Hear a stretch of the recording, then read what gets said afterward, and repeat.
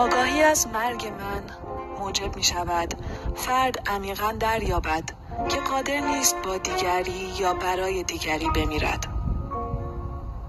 با اینکه آدمی می تواند برای دیگری به کام مرگ رود، این مردن برای دیگری هرگز بدان معنا نیست که آن دیگری از مرگ خود حتی به کمترین میزان رهایی یافته است.